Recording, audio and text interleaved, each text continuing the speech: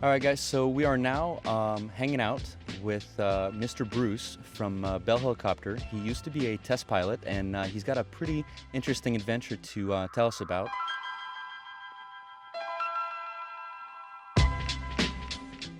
So, Bruce, how are you? Very good. Nice to be with you today. There's a pilot. Her name is Jennifer Murray. She's kind of an adventurous, wealthy person that wanted to do some things on her list to check off.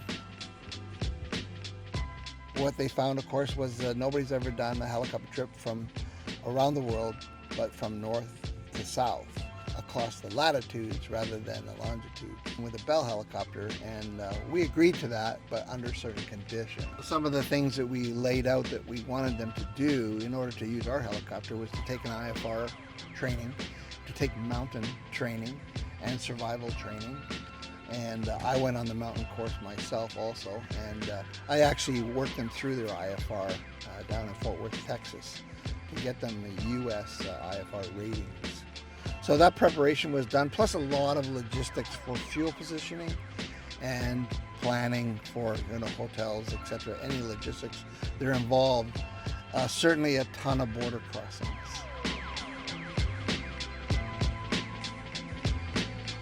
The trip went very, very well. We were a little bit limited on what we could carry because obviously if you're going on a long, it's like going camping with a minivan, once you pack it full, did you bring the right things? We ended up camping in Antarctica for 21 days on the ice.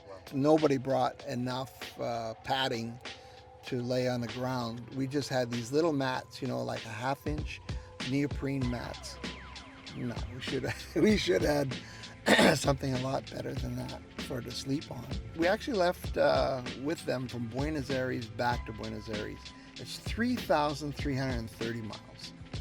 So it took that length of time with the weather and so on and the delays to do the trip. So we ended up in Antarctica for 21 days. And how long was the whole trip in total? They took 171 days for the whole trip. There were no big rush to make a speed record, just to be the first ones to do it. Antarctica is owned by 12 different countries. It's like a pie-shaped thing. So when you go to the South Pole, actually if you walk around the South Pole, you can go through 12 countries in a minute. So I believe it was 33 countries that were crossed as far as the complete trip. And when we went to the Arctic in the north, it was a little bit different. We couldn't camp there because obviously in the north there's polar bears, and that keeps you from doing any camping. I did not personally.